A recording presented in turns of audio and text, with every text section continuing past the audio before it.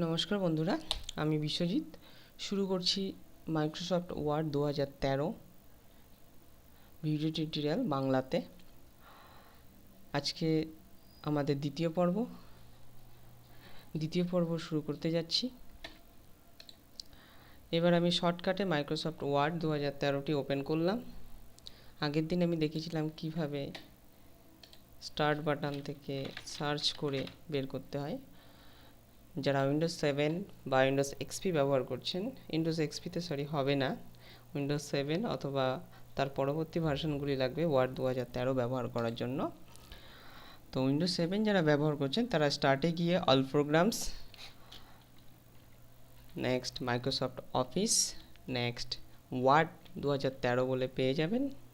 তো আমি উইন্ডোজ 8 ব্যবহার করছি, সেজন্য আমার এই স্টার্ট বাটনটি নেই। আমাকে এরকম ভাসমান একটি স্টার্ট বাটন আছে উইন্ডোজ 8-এ, সেই জন্য আমাকে সার্চ করতে হচ্ছে।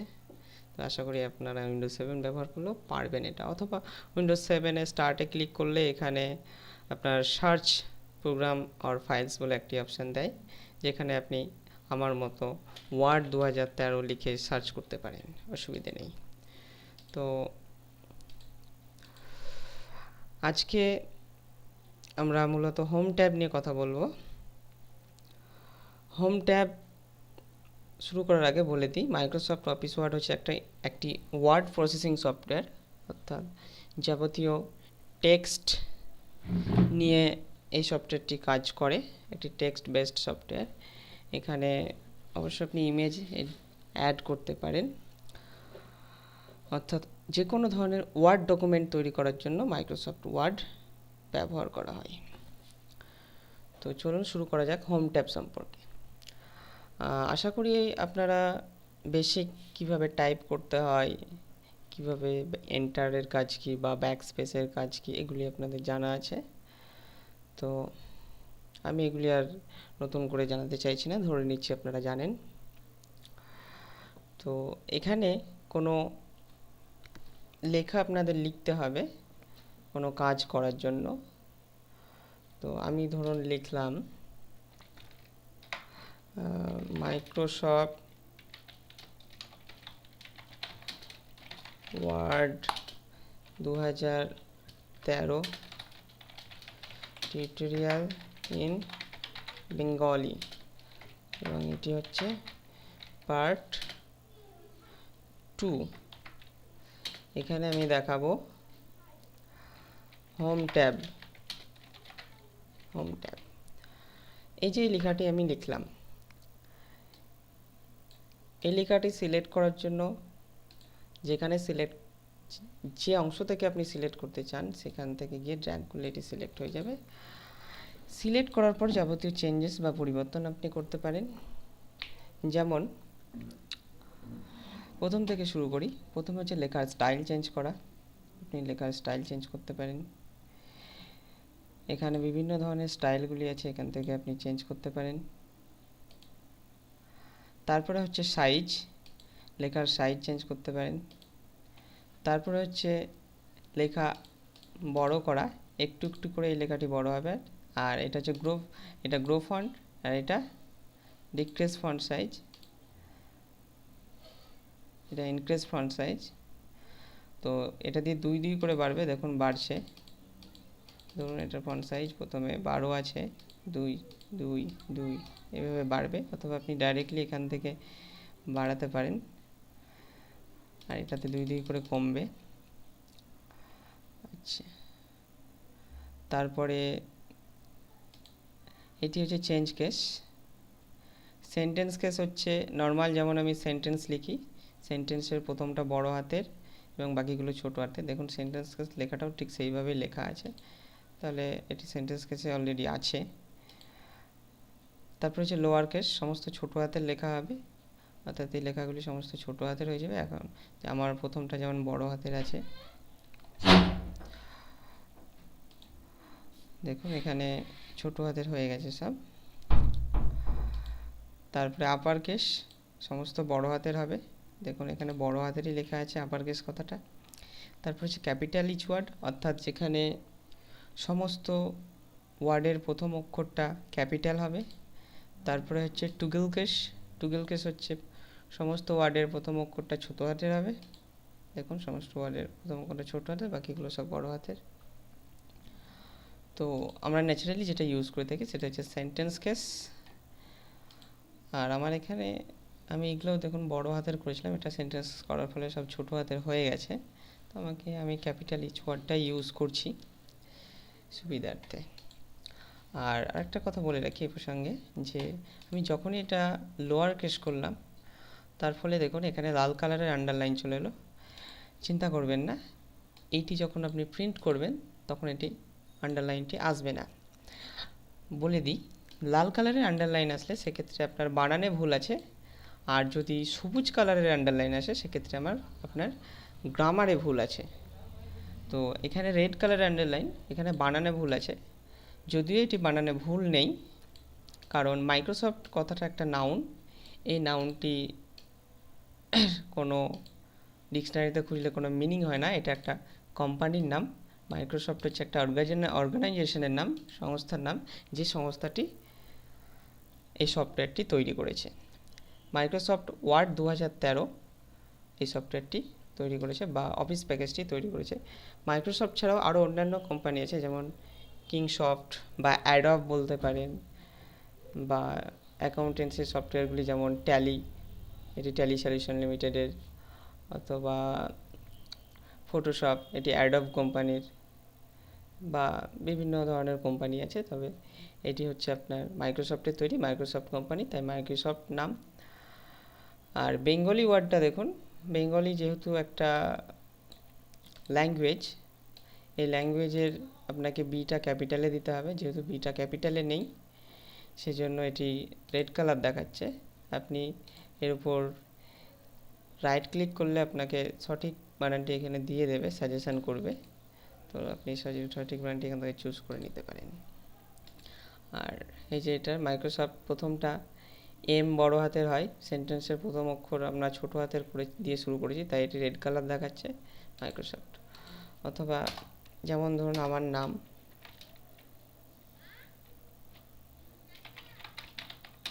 এটি রেড কালার দেখাচ্ছে, প্রথমটা বড় হাতের হওয়া সত্ত্বেও রেড কালার দেখাচ্ছে। কারণ কি, এই নামের কোনো মিনিং নেই, ডিকশনারিতে খুঁজলে আমরা এই নামের কোনো মিনিং পাবো না ইংলিশ ডিকশনারিতে, তাই এই নামটি একটি ভুল বানান, কম্পিউটার সেটি শো করবে। তবে এটা নিয়ে চিন্তার কোনো কারণ নেই, প্রিন্ট আউট করলে এটি আসবে না। আচ্ছা, তারপর হচ্ছে ক্লিয়ার ফরম্যাট। ক্লিয়ার ফরম্যাট হচ্ছে আপনি যাবতীয় এখানে যা পরিবর্তন করেছেন সমস্ত, যদি আপনি কালার টালার বা অন্যান্য কিছু করে থাকেন তাহলে সমস্ত কিছু চেঞ্জ হয়ে ডিফল্ট ফরম্যাটে চলে আসবে। এই যে ডিফল্ট ফরম্যাটে চলে এলো। তো আমি চাইছি না, আমি চাইছি আগে যে অবস্থায় ছিল সেই অবস্থায় যাওয়ার জন্য। তো এই পূর্ববর্তী অবস্থায় ফিরে যাওয়াটাকে বলা হয় আনডু। তো আনডু অপশানটি পাবেন আপনি এখান থেকে, আনডু, যার শর্টকাট কি হচ্ছে Ctrl+Z। তো আপনি কিবোর্ড থেকে Ctrl+Z প্রেস করেও করতে পারেন, বা এই আনডু বাটনে ক্লিক করেও আপনি আগের অবস্থায় ফিরে যেতে পারেন। আচ্ছা, এবারে চলে আসছি বোল্ড, ইটালিক, আন্ডারলাইনে এই অপশানগুলি। তবে যে কোনো টুলসের কাজ করার আগে আপনাকে সিলেক্ট করে নিতে হবে, অবশ্যই সিলেক্ট করাটা ভুলবেন না। বোল্ড ফর একটু মোটা ধরনের হবে লেখাটা, এই ফন্টটির মাধ্যমে আপনি বুঝতে পারবেন না, তাই আমি ফন্টটা চেঞ্জ করছি। আমি নর্মাল একটি ফন্ট নিচ্ছি, সাপোজ এই ফন্টটি নিলাম। তো ধরুন আমি বোল্ড করব, একটু মোটা করব, ধরুন ওয়ার্ড 2013 কথাটা মোটা করব, তাহলে জাস্ট বোল্ড সিলেক্ট করার পর বোল্ডে ক্লিক করুন। দেখুন, ধরুন এটাকে একটু বাঁকানো করব, তাহলে ইটালিকে ক্লিক করুন। ধরুন এর নিচে তলায় দাগ দেবো একটা, তাহলে আন্ডারলাইনে ক্লিক করুন। এরপরে আন্ডারলাইনের বিভিন্ন ফরম্যাট আছে, এখান থেকে ক্লিক করে আপনি এগুলি দেখতে পারেন যে ফরম্যাটটি আপনার দরকার। ধরুন এই ডট ডট ডট ডট বা এরকম ধরনের আন্ডারলাইন আপনার দরকার। এবার আন্ডারলাইনে ধরুন অন্য কালার দরকার আপনার, সবুজ কালার বা নীল কালারের আপনি আন্ডারলাইন দেবেন, সেক্ষেত্রে আবার আন্ডারলাইনের এই ড্রপ ডাউন অ্যারোতে যান, আন্ডারলাইন কালারে যান এবং আপনার পছন্দ মতো কালার এখান থেকে চুজ করুন। যদি পছন্দ না হয় তাহলে সেক্ষেত্রে মোর কালার বাটনে চুজ করে আপনি কালারগুলি পেয়ে যাবেন, অথবা কাস্টম কালার ডিফাইন করতে পারবেন। যেমন ধরুন আমরা এখানে সবুজ দরকার, তো সবুজটা এখানে দেখাচ্ছে কী ধরনের সবুজ হবে। তো সবুজটা আপনি এই অ্যারো বাটনে ক্লিক করে লাইট অ্যান্ড ডিপ করতে পারেন, সেটা আপনার পছন্দ মতো আপনি করবেন, যেমন ভালো লাগবে। তো আমি এই কালারটা রাখলাম, ওকে করলাম, দেখুন কালারটি সবুজ হয়ে গেছে। যাই হোক, পরবর্তী চলে আসছে স্ট্রাইক থ্রু বা স্ট্রাইক আউট। ধরুন বেঙ্গলি কথাটার মাঝখান দিয়ে একটা দাগ দিতে চাই আমি, অর্থাৎ যেমন কাটা দাগ হয়, সেটাকে বলে স্ট্রাইক থ্রু বা স্ট্রাইক আউট। এই অপশানটি ক্লিক করলে আপনি পেয়ে যাবেন, দেখুন মাঝে বরাবর দাগ হয়ে গেছে। আর যদি ক্যান্সেল করতে চাই, ধরুন দাগটি আমার দরকার নেই, তাহলে যেমনভাবে যেখান থেকে যেটি অ্যাপ্লাই করেছি তেমনভাবে সেখান থেকেই সেটি ক্যান্সেল হবে। তাহলে সিলেক্ট করুন, সিলেক্ট করার পর আমি এখান থেকে অ্যাপ্লাই করেছিলাম, এখানে ক্লিক করুন, ক্যান্সেল হবে। ঠিক এখানেও তাই, এটিও তাই। এটি আপনি সিলেক্ট করুন, সিলেক্ট করার পর আমি এখান থেকে আন্ডারলাইন দিয়েছিলাম, এখানে ক্লিক করুন, আন্ডারলাইন ক্যান্সেল। এখান থেকে ইটালিক করেছিলাম, ক্লিক করুন, ক্যান্সেল। এখান থেকে বোল্ড করেছিলাম, ক্লিক করুন, ক্যান্সেল। এটি হচ্ছে নর্মাল পজিশন। পরবর্তী চলে আসছি সাবস্ক্রিপ্ট অ্যান্ড সুপারস্ক্রিপ্ট। সাবস্ক্রিপ্ট হচ্ছে, সাপোজ ধরুন আপনি লিখতে চান অক্সিজেনের অণু O2, তাহলে টুটা কোথায় হবে? টুটা নিশ্চয় নিচে হবে, ও এর নিচে। তাহলে ওটাকে সিলেক্ট করে এই সাবস্ক্রিপ্টে ক্লিক করুন, ঠিক আছে। আপনি ধরুন লিখতে চান H2SO4, তাহলে কি হবে? টুটা নিচে হবে, তার টু সিলেক্ট করুন, নিচে করুন, 4 সিলেক্ট করুন, নিচে করুন। এর পাশ থেকে যদি আমরা লিখতে চাই, ধরুন আমি কম্পিউটার কথাটা লিখব, দেখুন কম্পিউটার কথাটা এই 4-এর সাইজ অনুযায়ী হয়ে গেছে। কারণ কি, আমার তো এটা নর্মাল হওয়া উচিত ছিল, কারণ এটা হচ্ছে নর্মাল টেক্সট, এটা হচ্ছে সাবস্ক্রিপ্ট। এস হচ্ছে নর্মাল, ও হচ্ছে নর্মাল, কিন্তু 4 হচ্ছে সাবস্ক্রিপ্ট। সে কম্পিউটার কথাটাও দেখুন সাবস্ক্রিপ্ট হয়ে গেছে, এই দেখুন অন হয়ে আছে। যেটি অন হয়ে থাকবে সেটি এখানে দেখবেন এই কালারের এরকম অন দেখাবে, আর অন না থাকলে এখানে কোনো কালার কিছু দেখাবে না। এটি সিলেক্ট করুন, সিলেক্ট করার পর সাবস্ক্রিপ্টটি ক্যান্সেল করুন, যেমনভাবে করেছিলেন এখানে ক্লিক করুন, এটি ক্যান্সেল হয়ে যাবে। এবার হচ্ছে এটা আমার নর্মাল ফন্ট। আচ্ছা, আরেকটা কথা বলে রাখি, যে এই দুটো ফন্ট যদি আপনি একসঙ্গে সাবস্ক্রিপ্ট ক্যান্সেল করতে চান বা একসঙ্গে সাবস্ক্রিপ্ট বা সুপারস্ক্রিপ্ট অ্যাপ্লাই করতে চান, তাহলে আপনি কন্ট্রোল কি ধরে করতে পারেন, অর্থাৎ কন্ট্রোল কিটি চেপে ধরে রেখে আপনি টুটাকে সিলেক্ট করুন প্রথমে, তারপর কন্ট্রোল কিটি চেপে ধরে 4টাকে সিলেক্ট করুন, এবার এখানে ক্যান্সেল করুন। একই রকমভাবে অ্যাপ্লাইয়ের ক্ষেত্রেও তাই, প্রথমে টুটাকে সিলেক্ট করুন, কন্ট্রোল কি চেপে ধরে 4টাকে সিলেক্ট করুন, দিয়ে অ্যাপ্লাই করুন। এভাবে যতগুলি থাকবে ততগুলি আপনি একসঙ্গে অ্যাপ্লাই করতে পারেন। এটি গেল সাবস্ক্রিপ্ট। এবার চলেছি সুপারস্ক্রিপ্ট। ধরুন আপনি A² + B² লিখতে চান, তাহলে সেক্ষেত্রে টুটা বা এই টুটা উপরে যাবে। একই রকমভাবে প্রথম টুটাকে সিলেক্ট করুন, পরের টুটাকে সিলেক্ট করুন, দিয়ে সাবস্ক্রিপ্টে ক্লিক করুন। ক্যান্সেল করতে চাইলে সিলেক্ট তো করাই আছে আপনার, ক্যান্সেল ক্লিক করুন। একটা একটা করে করতে চাইলে সিলেক্ট করে জাস্ট একবার করে ক্লিক করুন, তাহলে এটি হয়ে যাবে। তো এই গেল সুপারস্ক্রিপ্ট আর সাবস্ক্রিপ্ট। পাশের থেকে লিখতে গেলে দেখুন এটি সুপারস্ক্রিপ্ট অন হয়ে আছে, সুপারস্ক্রিপ্টটি অফ করে দিন, এবার লিখতে শুরু করুন, নর্মাল হবে। আর যদি অফ না করতাম তাহলে সেক্ষেত্রে আমার এটি সুপারস্ক্রিপ্ট হিসেবে লেখাটা হতো। পরবর্তীতে চলে আসি, এটি হচ্ছে আরেকটি স্টাইল। তো এই স্টাইলগুলি আপনি করে করে দেখতে পারেন, এতগুলো আমি ডিটেলসে যাব না, জাস্ট আপনি করে করে দেখবেন। ক্লিক করুন, এখানে যেমন স্টাইল আপনি চান এখানে ফন্ট দেওয়াই আছে, জাস্ট যেটি আপনার দরকার সেটার উপর ক্লিক করুন। এই অপশানটি মাইক্রোসফট ওয়ার্ড 2013-তে নতুন, 2007-এ এই অপশানটি ছিল না। 2010-এ অপশানটি ছিল, তবে এতটা অ্যাডভান্স ছিল না। আপনি এখান থেকে করে দেখতে পারেন। আউটলাইন হচ্ছে বাইরের কালারটা, অর্থাৎ রাউন্ডেড। এখানে দেখুন এটি অ্যাপ্লাই করার ফলে দুটো কালার এসছে, ভেতরের কালার সাদা আর বর্ডার কালার হচ্ছে কমলা বা হলুদ যেটাই বলেন সেই কালারটা। এটি হচ্ছে আউটলাইন কালার, যেটা কমলা কালারের কালার আছে। আউটলাইন কালারটা আপনি যদি সবুজ করতে চান সবুজ করে দিন, ঠিক আছে। আপনি যদি শ্যাডো দিতে চান, দেখুন একটা কমলা কালারের শ্যাডো আছে, সবুজ কালার দেওয়ার পরে কমলা কালারের শ্যাডো আপনারা দেখতে পাচ্ছি। তাহলে এখানে গিয়ে শ্যাডো দিয়ে দিন, কী কালারের কেমন টাইপের শ্যাডো দেবেন। এই যে শ্যাডো হচ্ছে, আশা করি বুঝতে পারছেন শ্যাডোটা। শ্যাডো দেওয়ার পরে ব্ল্যাক কালারের শ্যাডো পড়েছে। শ্যাডো দেওয়ার পরে যদি মনে করেন রিফ্লেকশান দেবো, রিফ্লেকশান বলতে আপনার আয়নাতে যেরকম দেখতে পান আপনি একটা জিনিসকে ডবল, ঠিক সেই রকম। এই যে রিফ্লেকশান। এছাড়াও গ্লো এফেক্টগুলি দিতে পারেন, বিভিন্ন কালারের গ্লো এফেক্ট। এছাড়াও নাম্বার স্টাইল দরকার নেই, এটাও দরকার নেই, এটাও দরকার নেই। এগুলো করে করে দেখে নেবেন। আমি ডিটেলসে যাচ্ছি না, আমি ব্যাক করে দিচ্ছি বা ক্লিয়ার ফরম্যাট করে দিচ্ছি। যদি ক্লিয়ার ফরম্যাট আমরা করি, যাবতীয় আমরা পরিবর্তন করেছি সমস্তগুলো নর্মাল পজিশানে চলে আসবে। দেখুন নর্মাল পজিশানে চলে এসছে। আমি ফন্ট সাইজটি একটু বাড়িয়ে নিচ্ছি, আবার আমাদের কাজ করার সুবিধার্থে বাড়িয়ে নিলাম। এবার চলে আসছি কালারে। প্রথমটি হচ্ছে হাইলাইট কালার, যেটি লেখার ব্যাকগ্রাউন্ডে থাকবে। কোনো টেক্সটকে হাইলাইট করতে গেলে এই কালারটি ইউজ করা হয়, তবে এটি ব্যাকগ্রাউন্ড কালার হিসেবে কেউ মনে করবে না, কারণ এটি ব্যাকগ্রাউন্ড কালার নয়, এটি highlight colour. Background colour highlight colour সম্পূর্ণ আলাদা। এখানে হাইলাইট কালার এই কালারগুলির মধ্যে আপনাকে করতে হবে, এছাড়া কোনো কালার নেই। ধরুন আমি এই কালারটা করলাম, এবার এটাকে ক্যান্সেল করব কিভাবে? যেখান থেকে যেমনভাবে করেছি, অর্থাৎ প্রথমে সিলেক্ট করেছিলাম, তারপরে এখানে গিয়েছিলাম, ড্রপ ডাউন অ্যারোতে ক্লিক করলে সমস্ত কালারগুলি বেরিয়ে যাবে। তাহলে ঠিক সেরকমভাবে এখানটা এটিকে সিলেক্ট করুন, সিলেক্ট করার পর ড্রপ ডাউন অ্যারোতে গিয়ে নো কালার অপশানে ক্লিক করুন, আবার আপনি পূর্ববর্তী অবস্থায় ফিরে পেয়ে যাবেন কালারটি। আচ্ছা, এবার চলে এসেছি আমরা ফন্ট কালার, অর্থাৎ লেখার কালার। লেখার কালার এটি, এখান থেকে আপনি লেখার কালারটি চুজ করে দিতে পারেন। যেমন কালার চুজ করবেন ঠিক তেমন হবে। তো এই ফন্ট সেকশনটা আমরা কমপ্লিট করলাম।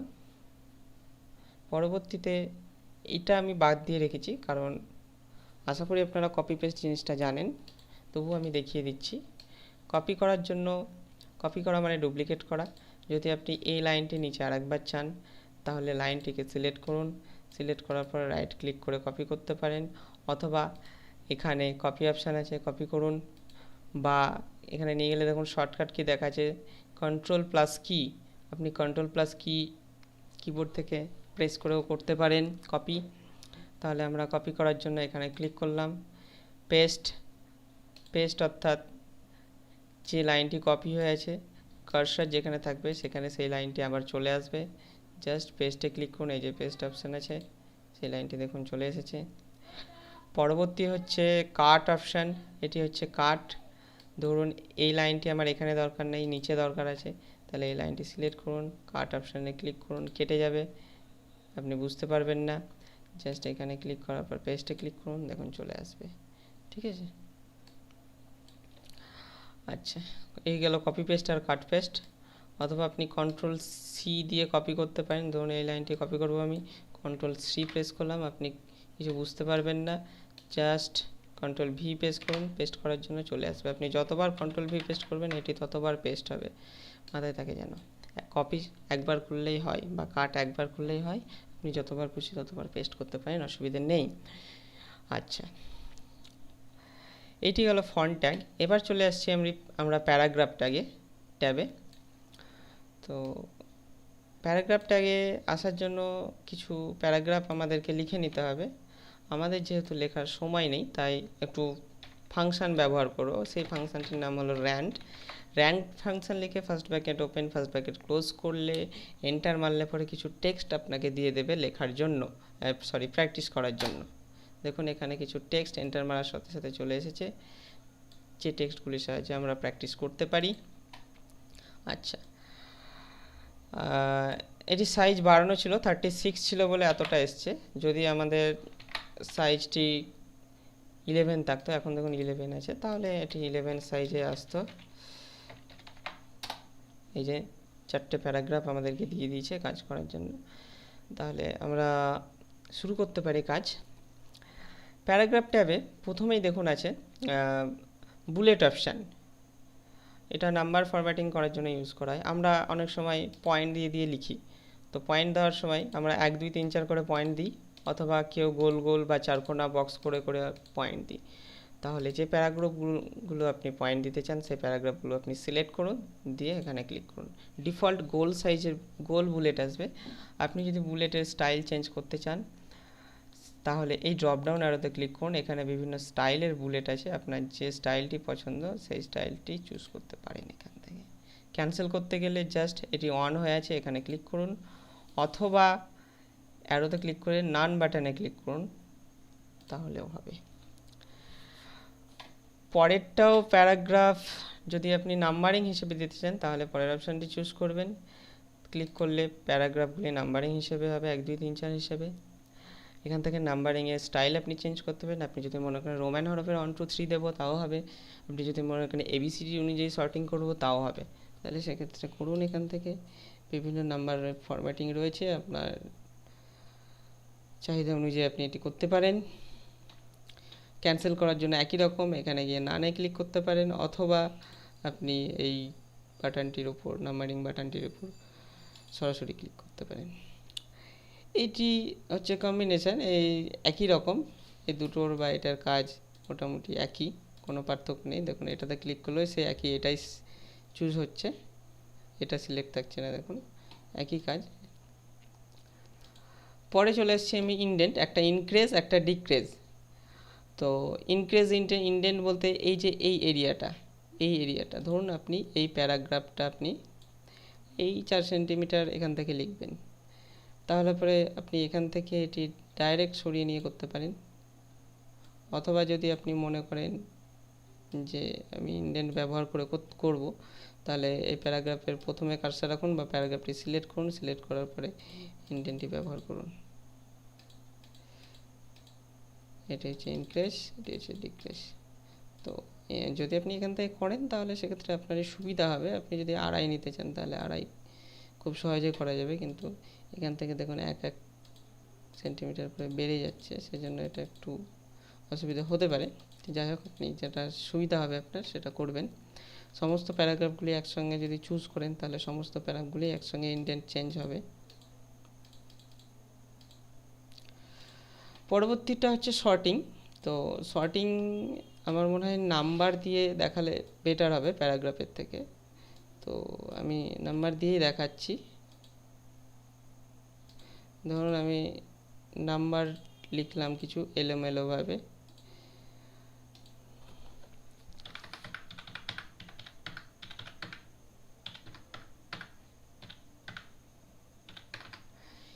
এই নাম্বারগুলি আমি লিখেছি। এই নাম্বারগুলি আমি শর্টিং করব। শর্টিং করা মানে সাজাবো কেমনভাবে, হয় ছোট থেকে বড়, নাহলে বড় থেকে ছোট। তাহলে সেক্ষেত্রে নাম্বারগুলিকে সিলেক্ট করুন, শর্ট বাটনে ক্লিক করুন, এখানে ডিফল্ট এটি চলেই আসবে নাম্বার হিসেবে, কারণ আমরা এটা নাম্বার চুজ করেছি, নাম্বার হিসেবে চলে আসবে। অ্যাসেন্ডিং করলে ছোট থেকে বড়, ডিসেন্ডিং করলে বড় থেকে ছোট। আমরা ছোট থেকে বড় করতে চাইলে অ্যাসেন্ডিং চুজ করব, এটা ডিফল্ট চুজ করাই থাকে। ওকে করুন, এটি দেখুন ছোট থেকে বড় হয়ে গেছে। যদি বড় থেকে ছোট করতে চাই তাহলে ডিসেন্ডিং করুন, ওকে করুন। আশা করি বুঝতে পেরেছেন। এটি প্যারাগ্রাফের ক্ষেত্রেও হবে, তবে প্যারাগ্রাফের ক্ষেত্রে করতে গেলে দেখাচ্ছি আমি। প্যারাগ্রাফের ক্ষেত্রে করতে গেলে প্যারাগ্রাফটিকে একটু কালার টালার দিয়ে নিন, যাতে সুবিধা হয় আপনার বুঝতে যে কোন প্যারাগ্রাফটি কত নম্বরে গিয়েছে। প্যারাগ্রাফকেও সর্টিং করবে,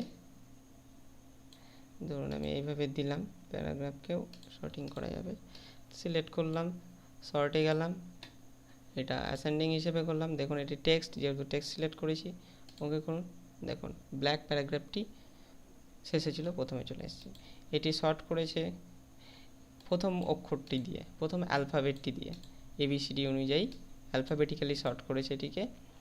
প্রথমে দেখুন R, তারপরে S, তারপরে T, তারপরে T, তারপরে V, এটি অ্যালফাবেটিক্যালি শর্ট করবে। আপনি যদি ডিসেন্ডিং চুজ করতেন তাহলে প্রথমে Z2A আর কি করতো, তাহলে সেক্ষেত্রে করুন ডিসেন্ডিং। তো আরও সুবিধা হবে যদি আপনি ABCD লিখে এই শর্টিং অপশানটি ইউজ করেন, তাহলে আরও সুবিধা হবে। ABCD এই চারটেকে ধরুন আমি এলোমেলোভাবে লিখলাম, ধরুন এখানে আমি দিলাম X, এখানে দিলাম X দিচ্ছি না, এখানে ধরুন আমি B দিলাম, এখানে ধরুন আমি এ দিলাম, এখানে ধরুন আমি ডি দিলাম, এখানে ধরুন আমি সি দিলাম, এলোমেলোভাবে করলাম। এবার চুজ করুন, এবার অ্যাসেন্ডিংয়ে যান, ওকে করুন, দেখুন ABCD।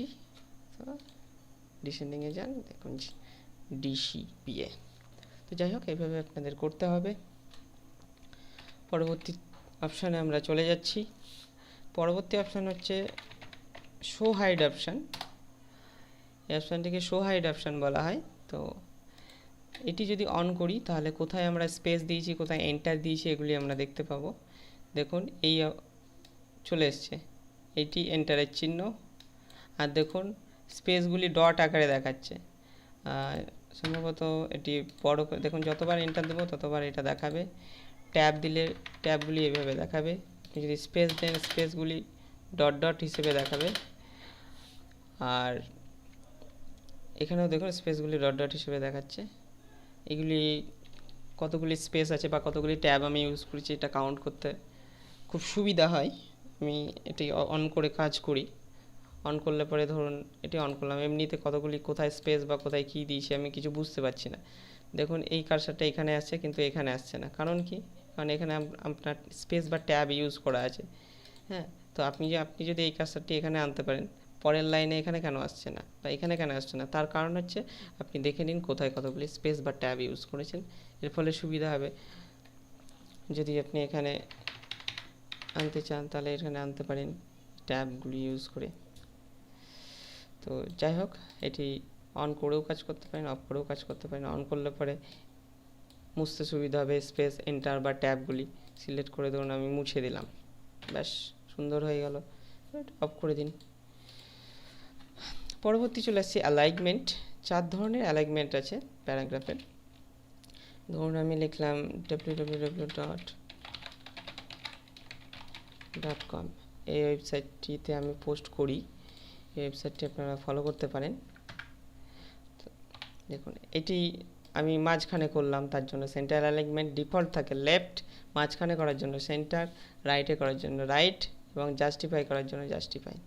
তো আশা করি আপনি লেফট, সেন্টার এবং রাইট বুঝতে পেরেছেন, শুধু বুঝতে পারেননি জাস্টিফাইটা বুঝতে পারবেন। দেখুন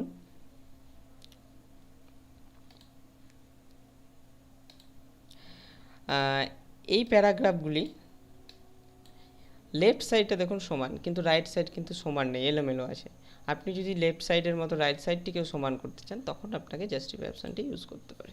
এবার দেখুন লেফট আর রাইট চারিদিকেই সমান হয়ে গেছে। আর যদি আপনি শুধু লেফট থাকেন তাহলে লেফট সমান হবে, আপনি যদি শুধু রাইট করেন তাহলে শুধু রাইট সমান হবে। এভাবে আপনাকে করতে হবে জাস্টিফাই। পরের অপশান হচ্ছে লাইন স্পেসিং বা প্যারাগ্রাফ স্পেসিং, যেটাকে বলি। একটা লাইনের সঙ্গে আরেকটা লাইনের যে গ্যাপ বা ডিস্টেন্সটা লাইন স্পেসিংয়ের মাধ্যমে করা হয়। ডিফল্ট 1.15 হয়ে থাকে, আপনি যদি বাড়াতে চান বাড়িয়ে নিন। দেখুন একটা লাইনের সঙ্গে আরেকটা লাইনের গ্যাপ বেড়ে গেছে, কমাতে চাইলে কমিয়ে নিন, আরও কমাতে চাইলে কমিয়ে নিন। এখানে আরও অপশান আছে, যদি আপনার আরও বাড়াতে বা কমাতে হয় এখানে গিয়ে আপনি এটি করে নিতে পারবেন এইখানে। তো যাই হোক, এখানে যাচ্ছি না আমি আর, আপনি এগুলো করে করে দেখে নেবেন। পরবর্তী অপশান চলে আসছি আমরা ব্যাকগ্রাউন্ড কালার। একটু আগে আমি বলেছিলাম হাইলাইট কালার, এই অপশানটাকে চুজ করে যদি আমি এখান থেকে কালার দিই তাহলে এটি হচ্ছে আমার হাইলাইট কালার, কিন্তু এটি ব্যাকগ্রাউন্ড কালার নয়। যদি আমি এই প্যারাগ্রাফটিতে হাইলাইট কালার দিই তাহলে সেক্ষেত্রে দেখুন এই কালারটি ব্যবহার করার ফলে কেমনই একটু লাগছে। তারপরে এই প্যারাগ্রাফে এতটা আসেনি, গ্যাপ হয়ে গেছে, যতটুকু টেক্সট সিলেক্ট করেছিলাম ততটুকু হাইলাইট হয়েছে। যদি আপনি মাইক্রোসফট ওয়ার্ড 2007 সিলেক্ট করেন সেক্ষেত্রে এটা আরও ভালো বোঝা যায়, কারণ মাইক্রোসফট ওয়ার্ড 7-এ একটা লাইনের সঙ্গে একটা লাইনের যে ডিস্ট্যান্সটা, এই যে এখানে লাইন ডিস্ট্যান্স বাড়ালে দেখুন বোঝা যাচ্ছে কোনটার সঙ্গে কোনটার গ্যাপ, লাইন ডিস্ট্যান্স বাড়ালে। তাহলে এটিকে ব্যাকগ্রাউন্ড কালার বলা যাবে না, এটি হচ্ছে জাস্ট একটা হাইলাইট কালার, আপনি নো কালার করে রাখুন। ব্যাকগ্রাউন্ড কালার যদি দিতে চান এটি দিলে দেখুন একটা লাইনের সঙ্গে একটা লাইনের গ্যাপে কালার হোয়াইট হয়ে গেছে। এবার যদি আপনার ব্যাকগ্রাউন্ড কালার দিই, পেন টুল হয়ে গেছে, পেন টুলটা ক্যান্সেল করুন, জাস্ট সিলেক্ট করে দেখুন নো কালার চুজ করুন। তাহলে সিলেক্ট করার পর এখান থেকে ব্যাকগ্রাউন্ড কালার চুজ করে দিন। দেখুন এবার ব্যাকগ্রাউন্ড কালারটি পুরো প্যারাগ্রাফে ফিল হয়েছে। এটি হচ্ছে ব্যাকগ্রাউন্ড কালার অ্যাকচুয়াল, আর এটি হচ্ছে হাইলাইট কালার। আচ্ছা, তবে আমরা প্রায় মোটামুটি কমপ্লিটের দিকে। হোম ট্যাবটি, এবার চলে আসছি আমরা বর্ডারে। ধরুন আপনি এই প্যারাগ্রাফটি বর্ডার দিতে চান, তাহলে প্যারাগ্রাফটি সিলেক্ট করুন। সিলেক্ট করার পরে বর্ডার অপশানে ক্লিক করুন, অল বর্ডারে ক্লিক করুন। দেখুন চারি সাইডে বর্ডার হয়ে গেছে। এবার যদি মনে করেন আপনি যে আমি প্যারাগ্রাফটির খালি উপরে বর্ডার দেবো, তাহলে এখান থেকে টপ বর্ডার চুজ করুন। আপনি যদি মনে করেন খালি নিচে বর্ডার দেবো, তাহলে এখান থেকে বটম বর্ডার চুজ করুন। খালি লেফটে বর্ডার দেবো, তাহলে লেফট বর্ডার চুজ করুন। খালি রাইটে বর্ডার দেবো, রাইটে চুজ করুন। দেখুন চারিদিকে বর্ডার হয়ে গেছে। এটা করার পরে যদি আপনি মনে করেন যে আমি কোনো বর্ডার আমি উঠিয়ে দেব, ধরুন আমার দুই সাইডের বর্ডার দরকার নেই, তাহলে এখানে গিয়ে লেফট বর্ডারে ক্লিক করুন, উঠে যাবে। আবার এখানে গিয়ে রাইট বর্ডারে ক্লিক করুন, উঠে যাবে। দেখুন দুই সাইডের বর্ডার উঠে গেছে। পরবর্তীতে চলে আসছি, আরও এটার অ্যাডভান্স অপশান রয়েছে, সেটি হচ্ছে বর্ডার অ্যান্ড শেডিং। এই বর্ডার অ্যান্ড শেডিং অপশান থেকে আপনি বর্ডারের স্টাইল কত মোটা হবে বা কি কালার হবে, এখান থেকে কত মোটা হবে ওকে করে এটা বর্ডারটি অ্যাপ্লাই করতে পারেন। এই যে বটম বর্ডার, এই যে টপ বর্ডার, এভাবে অ্যাপ্লাই করতে পারেন। অথবা অল বর্ডারে ক্লিক করলেও এটি, এখন যেহেতু ওই বর্ডারটি সিলেক্ট আছে সেহেতু এটি হয়ে যাবে। দেখুন দুটো প্যারাগ্রাফ যেহেতু সিলেক্ট করেছি, অল বর্ডারে ক্লিক করলে মাঝখানেও এটি চলে আসছে। তো আপনি যদি মনে করেন যে আমার মাঝখানেরটি দরকার নেই, তাহলে সেক্ষেত্রে এখান থেকে আউটসাইড বর্ডারটি আপনি চুজ করতে পারেন, তাহলে মাঝখানটি আসবে না। আবার বর্ডার অ্যান্ড শেডিং অপশানে গিয়ে এখানে দেখুন আপনার এখানে দেখাচ্ছে এই চারি সাইডের বর্ডার। জাস্ট একটা বর্ডারের উপর ক্লিক করুন, এটি উঠে যাবে।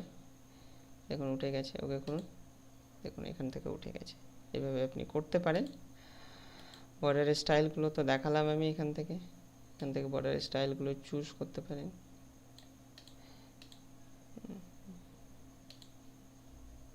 এই যে এইভাবে চুজ করতে পারেন। তারপরে চলে আসছি আমরা স্টাইল। এই স্টাইলগুলি কম্পিউটারের প্রিলোডেড, সফটওয়্যারের সঙ্গে প্রিলোডেড আগে থেকেই করে দেওয়া আছে। আপনি জাস্ট নর্মাল স্টাইল ডিফল্ট হয়ে থাকে।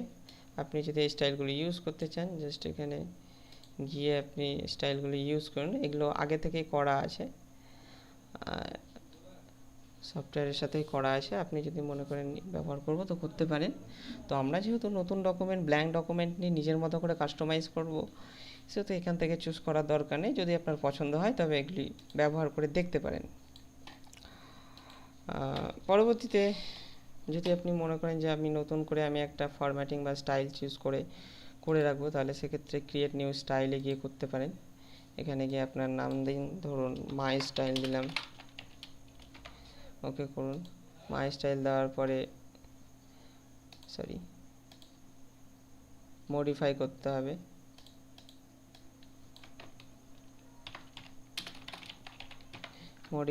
হবে। অলরেডি এক্সিস্ট, মাই স্টাইল 2 দিয়ে দিলাম। এবার এটাকে আপনি মডিফাই করতে পারেন, অর্থাৎ লেখার স্টাইল কী হবে, লেখার সাইজ কী হবে, বোল্ড হবে, আন্ডারলাইন হবে, ইটালিক হবে, কালার ধরুন আমি দিয়ে দিলাম একদম লাল, ঠিক আছে। অ্যালাইনমেন্ট দিয়ে দিলাম জাস্টিফাই, ঠিকই আছে। এগুলো ইন্ডেন্ট ফিন্ডেন্ট এগুলো চেঞ্জ করে দেখতে পারেন। জাস্ট আমি এইটুকুই করলাম। লেখা স্টাইল ধরুন দিয়ে দিলাম আলজেরিয়ান, ওকে করলাম। এটুকুই করলাম। নাম কি দিয়েছি, মাই স্টাইল 2, ওকে করুন। জাস্ট এবার এটি অ্যাপ্লাই হয়ে গেছে দেখুন। অথবা এখান থেকে মাই স্টাইল 2টা আপনি এখানে পেয়ে যাবেন। এটা মাই স্টাইল 1 ছিল, এটা হচ্ছে মাই স্টাইল 2। যাই হোক, এখান থেকে আপনি করবেন। আমি ক্লিয়ার ফরম্যাট করে দিচ্ছি, ক্লিয়ার ফরম্যাট করে দিলাম। পরবর্তী হচ্ছে ফাইন্ড অপশানটি। ফাইন্ড কথার অর্থ হচ্ছে খোঁজা। আপনি যদি কোনো লার্জ ডকুমেন্ট থেকে পার্টিকুলার কোনো একটা ওয়ার্ড বা পার্টিকুলার কোনো একটা সেন্টেন্স বা নেম খুঁজতে চান, তাহলে এটি খুব গুরুত্বপূর্ণ ফাইন্ড অপশানটি। এখানে ক্লিক করে আপনি ফাইন্ড অপশানটি পেতে পারেন। অথবা কিবোর্ড থেকে কন্ট্রোল প্রেস করে F প্রেস করে আপনি ফাইন্ড অপশানটি পেতে পারেন। অথবা এখান থেকেও আপনি ফাইন্ড অপশানটি পেতে পারেন। যাই হোক, আপনি এখানে ফাইন্ড অপশানটি করুন। এটা যারা মাইক্রোসফট ওয়ার্ড 2007 বা 10 ব্যবহার করে সেক্ষেত্রে আলাদা একটা উইন্ডো দেয়। তো যেহেতু এটি 2013, এখানে আলাদা কোনো উইন্ডো নেই, আপনাকে এর মধ্যেই করতে হবে। ধরুন এখান থেকে আমি কম্পিউটার কথাটি খুঁজব, আছে? নেই। এখান থেকে ধরুন স্টাইল কথাটি খুঁজব, আছে? দেখুন স্টাইলস যতগুলি আছে দিয়ে দিয়েছে 2 রেজাল্টস, আপনি সহজেই খুঁজে পাবেন। ধরুন থিম কথাটি খুঁজবো বা ওয়ার্ড কথাটি খুঁজবো, ওয়ার্ড WORD, দেখুন ওয়ার্ড কথাটি খুঁজে দিয়েছে, যতবার রয়েছে খুঁজে দিয়েছে। পরবর্তী চলে আসছি রিপ্লেস অপশান। এখান থেকেও আপনি এখানে রিপ্লেস ফাইন্ডে গিয়ে আপনি রিপ্লেস অপশান, সরি এটি দেয় না 2013-তে। এখানে পরে নিচে রিপ্লেস অপশানটি রয়েছে, এই যে এই উইন্ডোটির কথা বলছিলাম আমি। এই উইন্ডোটি যদি আপনি 2007 বা 2010 ইউজ করেন ওয়ার্ডের ভার্সান, তাহলে সেক্ষেত্রে এই এখানে কন্ট্রোলে প্রেস করলেই এই উইন্ডোটি না আসে, তখন এই রিপ্লেস অপশানে ক্লিক করলে যে উইন্ডোটি আসছে এখানে ফাইন্ড অপশানে এই উইন্ডোটি আসবে। ঠিক একই রকমভাবে এখানে আপনাকে তখন সিলেক্ট করে ফাইন্ড নেক্সটকে ক্লিক করলে এখানে একটা একটা করে দেখাবে, এই যে দেখাচ্ছে সিলেক্ট করে। তো একই রকমভাবে আমরা রিপ্লেস অপশানটি ব্যবহার করব। সাপোজ ধরুন যেখানে যেখানে ইউ আছে, ইউ, সেখানে আমি আই করতে চাই, তাহলে রিপ্লেস অপশানে ইউজ করুন। তাহলে ফাইন্ড ওয়ার্ড, অর্থাৎ কী খুঁজবো, কোন ওয়ার্ডটাকে খুঁজবো, ইউ ওয়ার্ডটাকে খুঁজবো। রিপ্লেস উইথ ইউ ওয়ার্ড খুঁজে ইউ এর পরিবর্তে কী বসাবো, আই বসাবো, আই। রিপ্লেস অলে ক্লিক করলে আপনাকে কিচ্ছু দেখাবে না, যতগুলি ইউ আছে ততগুলি আই হয়ে যাবে। আপনি যদি একটা একটা করে দেখে করতে চান তাহলে ফাইন নেক্সটে ক্লিক করুন, দেখুন ইউ সিলেক্ট করেছে, এখানে আপনি কি আই করতে চান তাহলে রিপ্লেস করুন, দেখুন আই হয়ে গেছে সঙ্গে সঙ্গে। এখানে ইউ রয়েছে, এটাকে কি আপনি আই করতে চান তাহলে রিপ্লেসে ক্লিক করুন, দেখুন আই হয়ে গেছে। এখানে দেখুন ইউর আছে, তাহলে নিশ্চয়ই এখানে আই করাটা যুক্তিসঙ্গত হবে না, তাহলে সেক্ষেত্রে আপনি ফাইন নেক্সটে ক্লিক করতে পারেন। এখানে হোয়েন ইউ আছে, এখানে আই করা যায় আর কি, আই করে দিলাম। এখানে ইউর আছে, হবে না, তাই নেক্সট। এখানে ইউ আছে, আই, ইউর আছে, হবে না, ইউ আছে, রিপ্লেস, ইউর আছে, হবে না, নেক্সট। লেআউটের ইউ পেয়েছে, নেক্সট, ইউ পেয়েছে, replace, replace, replace, replace, replace, replace. আর যদি আপনি রিপ্লেস অল করতেন তাহলে সেক্ষেত্রে যেখানে যেমন লেআউট কথাটার মধ্যে ইউ পেয়েছিল, তাহলে সেটাকেও তখন আই করে দিত। সেই জন্য আপনাকে রিপ্লেস ওয়ালটা করতে আমি রেকমেন্ড করবো না, আমি একটা একটা করে রিপ্লেস করাটাই বেটার। যাই হোক, এভাবে করবেন আপনি। নেক্সট হচ্ছে গো টু অপশান আছে এখানে একটা। আমার যদি অনেকগুলি পেজ থাকে তাহলে এখানে পেজ নাম্বার দিয়ে ডাইরেক্ট সেই পেজে আমরা যেতে পারি। যদি 10টা পেজ থাকে তাহলে জাস্ট 10 দিন দিয়ে গো টুতে ক্লিক করুন। 10 নম্বর পেজ নেই তাই যাচ্ছে না, থাকলে অবশ্যই যেত। পরের অপশানটি হচ্ছে সিলেক্ট। এই অপশানটি ব্যবহার করতে পারেন আমরা এই যে সিলেক্ট করার জন্য যে অপশানটি ব্যবহার করছি, জাস্ট এখানে সিলেক্টে গিয়ে সিলেক্ট অল করলে সমস্ত লেখা সিলেক্ট হবে। কিবোর্ড থেকে কন্ট্রোল প্রেস করে এ প্রেস করলেও ঠিক সিলেক্ট অল হয়ে যাবে। এখানে মাউস নিয়ে গেলে দেখুন হয়তো শর্টকাট কিটা দেখাচ্ছে, হ্যাঁ দেখাচ্ছে, কন্ট্রোল প্লাস এ, এটি হচ্ছে সিলেক্ট অলের শর্টকাট কি। সমস্ত ডকুমেন্ট আপনি ড্র্যাগ করেও সিলেক্ট করতে পারেন। ড্র্যাগ করে সিলেক্ট করতে অসুবিধা হলে আপনি মেনু থেকে সিলেক্ট অল চুজ করতে পারেন, অথবা কিবোর্ড থেকে কন্ট্রোল টিপে এ প্রেস করতে পারেন। যাই হোক, পরেরটা হচ্ছে সিলেক্ট অবজেক্ট। সিলেক্ট অবজেক্ট হচ্ছে আপনার যদি এই ডকুমেন্টের মধ্যে কোনো পিকচার থেকে তাহলে সেক্ষেত্রে সিলেক্ট অবজেক্টে চলে যাবেন, তখন পিকচারটি সিলেক্ট হবে। আপনি ওয়ার্ড সিলেক্ট করলে ওয়ার্ড সিলেক্ট হবে না, তখন অবজেক্ট হিসেবে পিকচারটি সিলেক্ট হবে। তো যাই হোক, এটি পরে বলবো এটি নিয়ে আমি। তাহলে মোটামুটি হোম ট্যাবটি হয়তো আপনারা আশা করি বুঝতে পেরেছেন। যারা বুঝতে পারেননি অবশ্যই কমেন্ট করবেন, আমি যত দ্রুত সম্ভব রিপ্লাই দেওয়ার চেষ্টা করব। সবাইকে এই টিউটোরিয়ালটি দেখার জন্য ধন্যবাদ। অপেক্ষা করুন পরবর্তী টিউটোরিয়ালটি, পার্ট 3 টিউটোরিয়াল, যেখানে আমি ইনসার্ট ট্যাব সম্পর্কে বলবো। তবে ইনসার্ট ট্যাবটি হয়তো আমি একটা টিউটোরিয়ালে শেষ করতে পারবো না, এটি হয়তো 2টি বা 3টি টিউটোরিয়ালে পার্ট বাই পার্ট করতে হবে, যেহেতু এখানে টেবিল বা পিকচারের ব্যাপার আছে বা সেভ ব্যাপারগুলি আছে, সেহেতু হয়তো একটা টিউটোরিয়ালে শেষ করতে পারবো না, 2টি বা 3টি টিউটোরিয়াল করব ইনসার্ট ট্যাব থেকে। তো দেখার জন্য সবাইকে ধন্যবাদ। আপনারা এই সাইটটিতে আপনারা আমাকে ফলো করতে পারেন, এই সাইটটিতে আমি আমার টিউটোরিয়ালগুলি পাবলিশ করি, এই সাইটটি থেকেও আপনি টিউটোরিয়ালগুলি পেতে পারেন। সো ধন্যবাদ দেখার জন্য, শুভ রাত্রি, থ্যাংক ইউ।